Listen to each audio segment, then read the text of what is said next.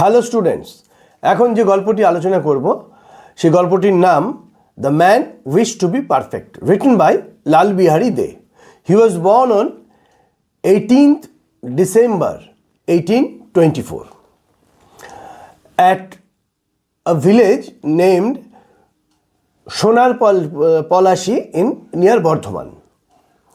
In 1834, from 1834 to 1844, he studied in Scottish Church Collegiate School. Formerly, it was known as Duff Institution. In 1880, from 1885 to 1867, he was a missionary in Free Church of Scotland. In the meantime, he was baptized in 1843 to Christianity. He wrote mainly two books. One is Govinda Samanta in 1874 and another book is The Folk Tales of Bengal in 1883. On 28th October 1892, he died at Calcutta. Before he died, he was professor in Baharampur College and Hooghly College. He used to teach English. And this story which I am going to discuss is taken from his second book, Folk Tales of Bengal. It tells the story of a mendicant who seeks a spiritual perfection but whose method involves human sacrifice. This is the story, and now we will discuss the story and tell the story in Bengali. The story goes like this. কোনো এক সময় এক ধার্মিক একজন সাধু বাবা এক রাজার কাছে এসেছিলেন। রাজার কোনো সন্তান ছিল না এবং রাজা এবং রানী খুব উদ্গ্রীব ছিলেন তাদের সন্তান লাভের জন্য। এবার তিনি সেই সাধু এসে বলেন যে তিনি রানীমাকে একটা ওষুধ দেবেন এবং যা রানীমা খেলে তার যমজ সন্তান হবে, সন্তান মানে যমজ ছেলে হবে। কিন্তু ওষুধটা দেওয়ার সময় সাধু বাবা একটা ওই ধার্মিক সাধু বাবা যাই বলি, সে একটি শর্ত দিয়েছিল এবং শর্তটা হচ্ছে যে দুটি সন্তানের মধ্যে একটি সন্তানকে রাজার যে দুটি ছেলে হবে সেই সন্তানের একটিকে ওই সাধু বাবাকে দিয়ে দিতে হবে। রাজা রানী দুজনেই খুব দুশ্চিন্তায় পড়ে, কিন্তু পরে রাজি হয়ে যায় এবং সাধু বাবা সেই ওষুধটি দেন। এবং রাজার মনে হয় শর্তটি খুব কঠিন, একটিও ছেলে না থাকলে তার নাম, ধন সম্পদ, রাজ্য কে ভাগ করবে। তাই শেষ পর্যন্ত তিনি শর্ত মেনে নিলেন। সাধুর কথা মতো রানী ওষুধ খেলেন এবং যথাসময়ে তিনি যমজ সন্তানের জন্মও দিলেন। ওই যমজ ছেলেরা একসঙ্গে বড় হলেন, 1 বছর, 2 বছর, 3 বছর তারা একসঙ্গে খেলাধুলো করছে, যুদ্ধ করা শিখছে, তীর চালানো শিখছে, ঘোড়ায় চড়া শিখছে, সব একসঙ্গে চলছে। এবং রাজা এবং রানীর একটা ভুল ধারণা তৈরি হয় এবং বিশ্বাস করতে শুরু করে সাধু বাবা নিশ্চয়ই মারা গেছে, আর নিতে আসবে না। তাহলে তাদের দুই সন্তানই তাদের কাছে থেকে গেল। মোটামুটি এরকম একটা ভেবে তারা আনন্দেই দিন যাপন করছিল। হঠাৎ সাধু বাবা কিন্তু মারা যাননি। তিনি যথারীতি 12 বছর পরে তিনি রাজার এবং রানীর কাছে এসে উপস্থিত হলেন এবং তিনি তার শর্ত অনুযায়ী একটি সন্তান, তার বড় সন্তানকে দাবি করলেন। এবং রাজা এবং রানী খুব দুঃখ পেলেন এবং তার 2 ছেলেই দেখতে খুব সুন্দর ছিল, সবাই তাদের প্রশংসা করত এবং ভালোবাসত। রাজপুত্রদের যখন 16 বছর বয়স, তখন সাধু রাজপ্রাসাদের দরজায় এসে হাজির হয়, মানে জন্মের 16 বছর পরে এসে হাজির হয় এবং তার শর্ত পরিপূর্ণভাবে এবং তার শর্তের অনুযায়ী সে তার রাজার এক সন্তানকে দাবি করে একথা রাজা ও রানীর মন ভেঙে যায় এবং তাদের ধারণা হয়েছিল সাধু হয়তো বেঁচে নেই, আমি এর আগেই বলেছি। কিন্তু রাজ দরবারে সশরীরে এসে উপস্থিত সাধুকে দেখে এবং তার দাবি মতো একজন রাজপুত্রকে চাওয়ায় তারা একটু আশ্চর্য হয়, আশ্চর্য থেকে অনেক বেশি দুঃখ পায়। এবং তারা রাজা রানীর মনে হচ্ছে যে তারা মানে কেন বেঁচে আছেন এই দৃশ্য দেখার জন্যে, কিন্তু একজন রাজপুত্রকে সাধুর হাতে তুলে দেওয়া ছাড়া তাদের আর কোনো উপায় নেই। কারণ রাজা রানী এমনকি সময় এরম হতো, আর সে আগেকার দিনের সব পুরাণের সব সাধু সন্ন্যাসীরা দৃষ্টি দিয়ে সব মানুষকে রাজত্বকে সব ভস্ম করে দিত। রাজা রানী ভয়ও পেয়েছিল। এবং এদিকে দুজন রাজপুত্রই বলল আমি যাব। ছোট রাজপুত্র তার বড় ভাইকে বলল, কিছুক্ষণের জন্য হলেও তুমি বড়, তুমি বাবার গর্ব, তুমি বাড়িতে থাকো। আমি ছোট, তুমি মায়ের আনন্দের কারণ, তুমি বাড়িতে থাকো, আমি সাধুর সঙ্গে যাব। অনেক কান্নাকাটি, হ্যাঁ না, অনেক আলাপ আলোচনা করার পর রানীর চোখের জলে বুক ভাসিয়ে বড় ছেলেকে সাধুর সঙ্গে দিয়ে দেওয়া হলো। কিন্তু বাড়ি ছাড়ার আগে বড় ছেলে কি করলো, একটা গাছ, বাড়ির সবুজ সতেজ একটা গাছ বাড়ির উঠোনে পুঁতে দিয়ে গেল এবং বলল, এই গাছটি হচ্ছে আমার প্রাণ, এবং যখন দেখবে গাছটি শুকিয়ে যাচ্ছে জানবে আমি ভালো নেই, আর গাছটার সবটি শুকিয়ে গেলে বুঝবে আমি বেঁচে নেই। গাছটা যদি মরে যায় জানবে এই ছেলেটি মারা গেছে। রাজা রানী ছোট ছেলে সবাই দুজন একে অপরকে চুম্বন করলো, আলিঙ্গন করলো এবং সাধুর সঙ্গে রওনা দিল। এবার সাধু তাকে এই বড় ছেলেকে নিয়ে বনের পথে চলতে শুরু করলো। বনের দিকে যাওয়ার পথে সাধু ও রাজপুত্র রাস্তার ধারে কয়েকটি কুকুরছানা দেখতে পেল। একটি কুকুরছানা তার মাকে বলল, মা আমি ওই সুদর্শন যুবকটার সঙ্গে যেতে চাই, মনে হয় রাজপুত্র। মা কুকুর বলল যাও। রাজপুত্র আনন্দের সঙ্গে বাচ্চা কুকুরটিকে তার সঙ্গে বানালো, তার সঙ্গে নিতে শুরু করলো। আর কিছু দূর যেতে না যেতেই একটি গাছের উপর একটি বাজ পাখি ওর তার কয়েকটি বাচ্চাকে দেখতে পেল। একটি ছানা বলল, আমি ওই সুদর্শন যুবকটির সঙ্গে যেতে চাই, ও নিশ্চয়ই কোনো রাজপুত্র। মা পাখি বলল যাও। রাজপুত্র পাখির বাচ্চাটিকেও আনন্দের সঙ্গে তার সঙ্গী বানালো।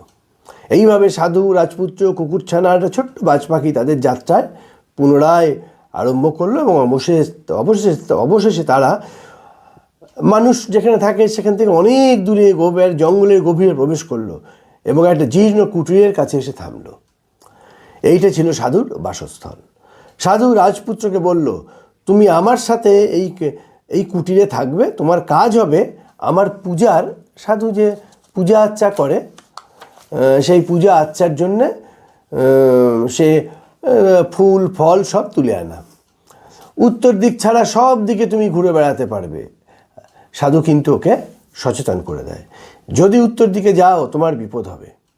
যাই হোক, বনের ফল মূল খুশি মতো খেতে পারো, পিপাসা পেলে ঝর্ণার জল খেতে পারো। রাজপুত্রের জায়গাটিও কাজকর্মের উপর জায়গাটা মোটামুটির ওপরে খারাপ লাগতো না। ভোরে উঠে ফুল তুলতো, সাধুকে দিত, তারপর সাধু যেন কোথায় চলে যেতেন, সূর্য ডোবার আগে ফিরতেন, বা সূর্য ডোবার আগে ফিরতেন না, সূর্য ডোবার পরে ফিরতেন। তাই সারাদিন রাজপুত্র নিজের খুশি মতো ঘুরে বেড়াতো। রাজপুত্র তার সঙ্গী কুকুরছানা ছোট্ট বাজপাখিকে নিয়ে খেলাধুলো করতো। বনে অনেক হরিণ ছিল, রাজপুত্র তাদের দিকে তীর ছুঁড়ে সময় কাটাতো।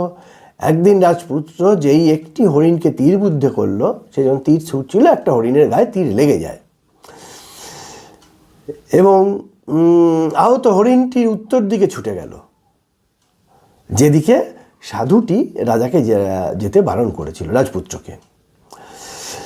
এবং সাধুর নিষেধের কথা ভুলে রাজপুত্র হরিণটির পেছনে ছুটতে ছুটতে একটা সুদৃশ্য বাড়ির সামনে এসে পড়ল।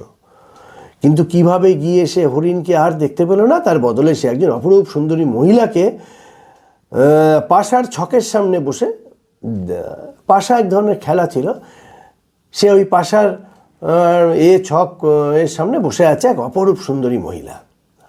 মেয়েটি বলল, এসো, তুমি এখানে ভাগ্যবশত এসে পড়েছ, ঠিক আছে।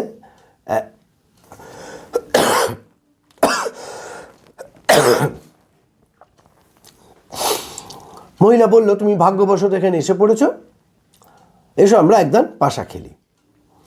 রাজপুত্র আনন্দের সঙ্গে রাজি হয়ে গেল। যেহেতু এটি ছিল ঝুঁকিপূর্ণ খেলা, রাজপুত্র হারলেও তার ছোট বাজ পাখিটি মহিলাকে দেবে, মহিলা হারলে সে রাজপুত্রকে অবিকল আরেকটি পাখি দেবে, এতে রাজি হলো। মেয়েটি জয়ী হলো, তাই সে ছোট্ট বাজ পাখিটি রাজপুত্রের থেকে নিয়ে একটি গর্তের মধ্যে তক্তা দিয়ে ঢেকে রেখে দিল, এটা কাঠের পাটাতনের মধ্যে রেখে দিল। রাজপুত্র আর একবার খেলার আমন্ত্রণ পেল। মহিলা রাজি হলেন এবং এই শর্তে জিতলে সে রাজপুত্রের কুকুরছানাটিকে নেবে এবং হারলে ওই কুকুরছানার ওই রকম একটা কুকুরছানা রাজপুত্রকে দেবে। মহিলা আবার জয়ী হলো। এবার সে কুকুরছানাটিকে নিয়েও একটি কাঠের পাতাতনের নিচে, যদি হারে সে যাই হোক মহিলা জেতে, আর একটি গর্তে পুড়ে তক্তা দিয়ে ঢেকে রেখে দিল সেই কুকুরছানাটিকে, ওই যেভাবে বাজ পাখির বাচ্চাটিকে রেখেছিল। রাজপুত্র তৃতীয়বার খেলার প্রস্তাব রাখল। শর্ত হলো রাজপুত্র যদি হারে সে নিজে মহিলার কাছে সমর্পণ করবে, আর যদি জেতে মহিলা ঠিক তার মতো একজন রাজপুত্র এনে দেবে। ঠিক আছে, এবারও মহিলা জয়ী হলো। মহিলা রাজপুত্রকে একটি গর্তে পুড়ে তক্তা চাপা দিয়ে রেখে দিল। সুন্দরী মহিলা আদৌ মানুষ ছিল না, সুন্দরী মহিলা একটি রাক্ষসী ছিল। রাক্ষসী মানে যারা মহিলা, আমরা ছেলেদের রাক্ষস বলি, মেয়েদের রাক্ষসী বলি, এবং তারা মানুষ খায়। রাক্ষসী তরুণ রাজপুত্রকে রেখে দিয়ে দেখে তার জিভে জল এসে গেছিল, কিন্তু ওই দিন তার খাওয়া দাওয়া হয়ে গেছিল বলে সে রাজপুত্রকে পরের দিনের খাদ্য হিসেবে রেখে দিয়েছিল, যে পরের দিন খাবে বলেই সে একইভাবে সেই পাটাতনের নিচে অন্যদিকে একটা রেখে দিয়েছিল। ইতিমধ্যে রাজবাড়িতে কান্নার রোল পড়ে গেল। রাজপুত্রের ছোট ভাই প্রতিদিন উঠোনে তার দাদার হাতে লাগানো গাছটি দেখতে শুরু করলো। ততদিনে গাছটির পাতা সবুজ ও সতেজ ছিল, কিন্তু হঠাৎ সে গাছটির পাতা কিরম বিবর্ণ হয়ে গেল। সে তার বাবা মাকেই খবরটি দিল। তারা বুঝতে পারলো যে বড় রাজপুত্রের ভীষণ বিপদ। ছোট রাজপুত্র মনস্থির করলো সে দাদাকে উদ্ধার করতে যাবে। যাবার আগে সে তার দাদার মতো প্রাসাদের উঠোনে ওইরকম একটি গাছ, একই রকম গাছ পুঁতে দিয়ে গেল এবং বলল যে এই গাছটি হচ্ছে তার জীবনের প্রতীক। এবং এই বলে সে ঘোড়াশালায় গিয়ে সবচেয়ে দ্রুতগামী ঘোড়ায় চেপে বনের দিকে ছুটল। পথে সে বাচ্চা সহ একটি কুকুরকে দেখতে পেল। কুকুরছানাটি ভাবল অশ্বারোহী সেই যুবকটি যে তার ভাইকে নিয়ে গেছে, কারণ দুজনেই রাজপুত্র একই রকম দেখতে ছিল। ওই কুকুরছানাটি বলল, তুমি আমার ভাইকে নিয়ে গেছিলে, আমাকে নিয়ে যাও। ছোট রাজপুত্র বুঝতে পারলো যে দাদা হয়তো কুকুরছানাটিকে নিয়ে গেছে, তাই তার সঙ্গী হিসেবে সেও কুকুরছানাটিকে তুলে নিল। আবার খানিক দূরে যাওয়ার পর সেই বাজ পাখিটার সঙ্গে সেই বাচ্চা আরেকটি বাচ্চা ছিল, সেও ভাবলো এ নিশ্চয়ই ওই রাজপুত্র, যেহেতু যমজ ভাই তারা একই রকম দেখতে। সেই বাজ পাখিটিও বলল, তুমি আমার ভাই বা বোনকে তুমি নিয়ে গেছিলে, তুমি আমাকেও নিয়ে চলো। সেও নিয়ে চলে গেল। এবার রাজপুত্র আরও গভীর জঙ্গলের ভেতর ঢুকলো এবং সেখানে তার দাদা বা সাধু কেউই ছিল না। কি করবে ঠিক করতে না পেরে ঘোড়া থেকে নেমে তাকে চড়তে দিয়ে কুকুরটা ওই ঘাস খেতে ছেড়ে দিয়ে এবার কুটিরের ভেতরে গিয়ে বসলো। সূর্যাস্তের সময় সাধু তার কুটিরে ফিরে এসে ছোট রাজপুত্রকে দেখে বলল, তোমাকে দেখে আমি খুশি হয়েছি। আমি তোমার দাদাকে উত্তর দিকে যেতে বারণ করেছিলাম, কিন্তু সে আমার কথা শোনেনি। উত্তর দিকে অশুভ শক্তি আছে, তোমার দাদার নিশ্চয়ই তার পাল্লায় পড়েছে। সেখানে এক রাক্ষসী থাকে, তোমার দাদা নিশ্চয়ই তার পাল্লায় পড়েছে, তাকে উদ্ধার করার উপায় নেই। রাক্ষসী হয়তো এতক্ষণে তোমার দাদাকে খেয়ে ফেলেছে। সঙ্গে সঙ্গে রাজপুত্র উত্তর দিকে রওনা দিল। সেখানে যেতে গিয়ে একটা হরিণকে দেখতে পেয়ে তাকে তীর মারতেই সেটি ছুট দিল। এইবার তীর মারতেই সেটি ছুট দিল এবং হরিণটি ওই বাড়ির মধ্যে ঢুকে পড়লো এবং ছোট রাজপুত্র তাকে অনুসরণ করলো। সে একই গল্প। রাজপুত্র ঢুকে দেখলো হরিণ নেই, কেবল এক সুন্দরী রমণী বসে আছে। সামনে পাশার পাঠা আছে, সামনে পাশা খেলার ব্যবস্থা, এবং রাক্ষসী যার কবলে তার দাদা পড়েছে সে ওখানে বসে আছে, সেই মহিলাটি। এবং ছোট রাজপুত্রের সঙ্গে সে একদান পাশা খেলতে বলল। রাজপুত্র অনুরোধ রাখলো। রাজপুত্র ওই সুন্দরী মহিলার সঙ্গে পাশা খেলতে বসলো এবং একই শর্তে রাজি হলো। ছোট রাজপুত্র জয়ী হলে মহিলা এবার ছোট্ট বাজ পাখির গর্ত থেকে বের করে রাজপুত্রকে দিল এবং রাজপুত্র এখন খেললো। রাজপুত্র অনুরোধ রাখলো এবং একই শর্তে। এইবার কিন্তু ছোট রাজপুত্র কিন্তু বারবার এই বড় রাজপুত্রের মতো হেরে যায়নি, বড় রাজপুত্রের মতো হেরে যায়নি, সে বারবারই কিন্তু জিতে গেছিল। এইবার ওই একই ঘটনার পুনরাবৃত্তি ঘটল, কিন্তু এবার জিতলো অন্য লোক।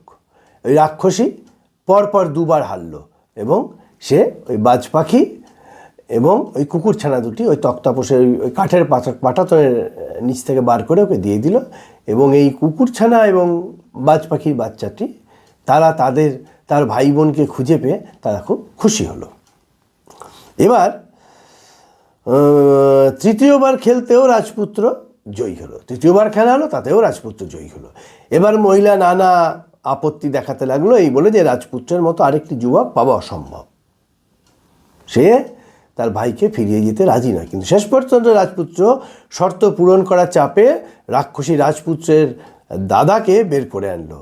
এতদিন বাদে দুই ভাই পরস্পরকে দেখে ভীষণ আনন্দিত হলো। রাক্ষসী রাজপুত্রকে বলল, আমাকে যদি না মেরে ফেলো তবে এমন একটা গোপন কথা বলবো যেটা বড় রাজপুত্রের প্রাণ বাঁচাবে। সে তখন তাদের বলল যে সাধু আসলে মা কালীর উপাসক।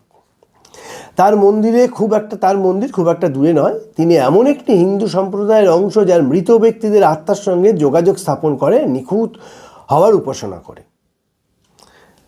সে সম্ভবত একজন তান্ত্রিক। তার জন্য তিনি ছয়জনকে কালীর বেদিতে বলি দিয়েছেন এবং সেই বলি দেওয়া মানুষদের খুলিগুলো মন্দিরের কুলুঙ্গিতে রাখা আছে এবং 7 জন বলি দিতে পারলেই তিনি নিখুঁত হয়ে যাবেন। তিনি একজন আদর্শ সাধক হয়ে উঠবেন, এটা তার বিশ্বাস। বড় রাজপুত্রকে তিনি তার 7ম বলি বানানোর লক্ষ্যে এখানে নিয়ে এসেছেন। রাক্ষসী রাজপুত্রদের আরও বলল মন্দিরে গিয়ে তার কথার সত্যতা যাচাই করতে। রাক্ষসীর কথা মতো তারা মন্দিরে গেল। বড় রাজপুত্র মন্দিরে ঢুকতেই কুলুঙ্গির খুলিগুলো বিকট হাসতে লাগলো। এই দৃশ্য দেখে ও শব্দ শুনে রাজপুত্র বুক ধরফর করে উঠল, সে ভয় পেয়ে গেল। আতঙ্কগ্রস্ত রাজপুত্র তাদের হাসির কারণ জিজ্ঞাসা করায় খুলিগুলোর উত্তরে বলল তাদের খুশির কারণ তাদের সংখ্যা এবার বাড়তে চলেছে। একটা খুলি অন্যদের মুখপত্রে বলল, তরুণ রাজপুত্র, আর কদিনের মধ্যেই সাধুর উপাসনার সমাপ্তি হবে এবং তোমাকে এই মন্দিরে এনে বলি দেওয়া হবে।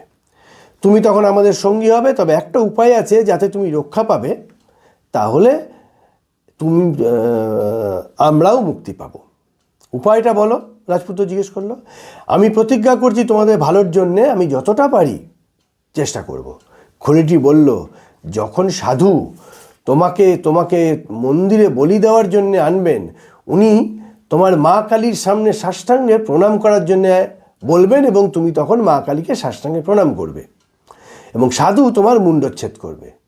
আমাদের পরামর্শ শোনো, যখন সাধু তোমায় মাথা নত করে প্রণাম করতে বলবে, তুমি বলবে যে একজন রাজপুত্র হিসেবে তুমি কখনো কারোর সামনে মাথা নত করনি, প্রণাম কিভাবে করতে হয় তা তুমি জানো না, আর সাধুকে তোমার সামনে প্রণাম করে দেখিয়ে দিতে বলো। সাধু যখন মা কালীর সামনে মাথা নত করে প্রণাম করতে যাবে, তখন তুমি তোমার তরোয়াল দিয়ে সাধুর দেহটা মাথা থেকে আলাদা করে ফেলবে। তাহলে আমরা সবাই মুক্তি পাব এবং সাধু আর সিদ্ধিলাভ করতে পারবে না। বড় রাজপুত্র খুলিগুলোকে ধন্যবাদ জানিয়ে ছোট ভাইকে নিয়ে সাধুর কুটিরে ফিরল। তারপরে অল্প কয়েকদিনের মধ্যেই সাধুর উপাসনা শেষ হলো। পরদিন তিনি রাজপুত্রকে তার সঙ্গে মা কালীর মন্দিরে যেতে বলল। কারণটা তিনি বললেন না, কিন্তু রাজপুত্র তো জানতো যে কি ঘটতে চলেছে, তাকে বলি দেওয়ার জন্য নিয়ে যাওয়া হচ্ছে। ছোট রাজপুত্র তার সঙ্গে গেল, কিন্তু তাকে মন্দিরের ভেতর ঢুকতে দেওয়া হলো না। সাধু তার মা কালীর সামনে দাঁড়িয়ে রাজপুত্রকে সেই একই কথা বলল যা সে আগে শুনেছিল। মা কালীর সামনে সাষ্টাঙ্গে প্রণাম করো। রাজপুত্র বলল, আমি রাজার ছেলে, আমি কোনোদিন কারোর কাছে মাথা নত করিনি, আমাকে আপনি অনুগ্রহ করে দেখিয়ে দিন কিভাবে সাষ্টাঙ্গে প্রণাম করতে হয়। সাধু তখন কোনো সন্দেহ করল না। সাধু তখন দেবীর সামনে সাষ্টাঙ্গে উপুর হয়ে প্রণাম করতে শুয়ে পড়লেন। তখন রাজপুত্র তরোয়ালের এক কোপে সাধুর গলা কেটে দিলেন। সঙ্গে সঙ্গে কুলুঙ্গির কাটা মুন্ডগুলো খিলখিলিয়ে হেসে উঠল এবং দেবী রাজপুত্রের ওপর সন্তুষ্ট হয়ে সাধুর অকাঙ্ক্ষিত পরিপূর্ণতার গুণ তাকে প্রদান করল। মাথার খুলিগুলো তাদের নিজেদের দেহের সঙ্গে জুড়ে গিয়ে জীবন ফিরে পেল এবং দুই রাজপুত্র তাদের নিজেদের দেশে ফিরে গেল এবং সুখে শান্তিতে বসবাস করতে লাগলো। এবং গল্পের শেষে লেখা আছে, আমার কথাটি ফুরলো, নোটে গাছটি মুড়লো। এটা একটা বাংলা নোটে গাছ এমন একটি গাছ যেটা খুব তাড়াতাড়ি বাড়ে এবং শুকোয়। এই উপমাটা দেয়া হয় এটি সমাপ্তিসূচক বাক্য হিসেবে, যা বোঝায় যে এই গল্পটা আলোচনা বা গল্পটা এখানেই শেষ হলো, এই কর্মকাণ্ড এখানে শেষ হয়ে গেল। এবং এটি কোনো গভীর দার্শনিক অর্থ বহন করে না। লোকমুখে প্রচলিত একটি সরল এবং পরিচিত ছড়ার অংশ, যেটা পুরাণের বহুদিন আগের সব গল্প টল্পে আমরা আমাদের ছোটোবেলার বহু গল্পে পেয়েছি। রূপকথা গল্পগুলোর এতে থাকতো, শেষে থাকতো, এবং লালবিহারী বাবু এইটা তিনি ব্যবহার করেছেন। এবার এই গল্পটা পড়ে আমরা কি পেলাম? গল্পটার মধ্যে অদ্ভুত কিছু বিষয় আছে। নরবলির কথা বলা আছে, যা আজ আইনত নিষিদ্ধ।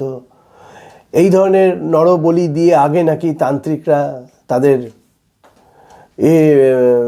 তন্ত্র সাধনায় তারা সার্থক হতেন এবং বিশেষ বিশেষ গুণের অর্জন হতেন।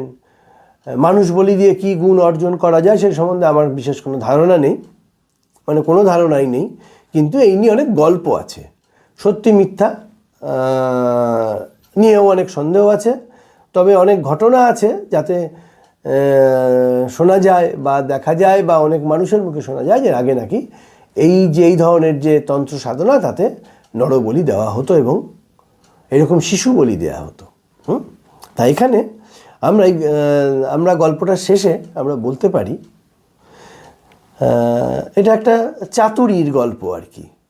ইট is a story of cunningness. It says of the perfection versus false faith. একটা মিথ্যা বিশ্বাস।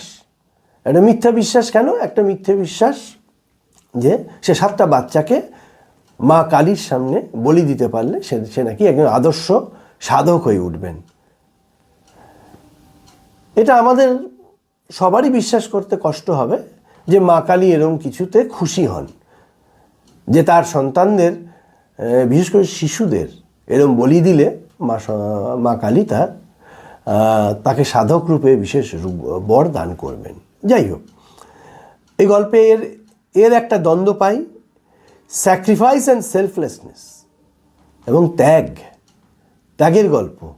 মানে জীবন, মানে রাজা কিভাবে নিঃস্বার্থে ত্যাগ করেছিল তার বড় সন্তানকে।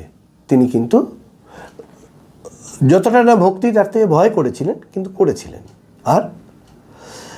আর লিমিটেশন অফ হিউম্যান পারফেকশন এবং মানুষের যে সঠিকতা, আদর্শ মানুষ হিসেবে গড়ে ওঠার যে প্রচেষ্টা, এর যে সীমাবদ্ধতা, সেইটা এখানে এই গল্পে প্রকটভাবে আমরা পাই।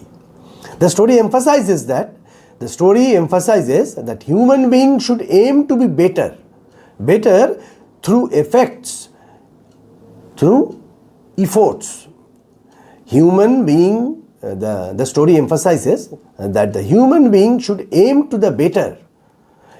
for the better through efforts, recognizing the absolute perfection, because the absolute perfection is a divine quality rather than a human one.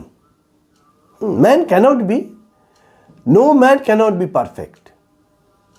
It is an utopian concept.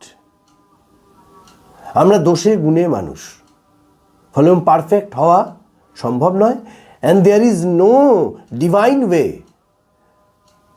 to become a perfect. No God has ever said that you would be perfect by sacrificing little boys in front of him or her. This is the story and this is the lesson.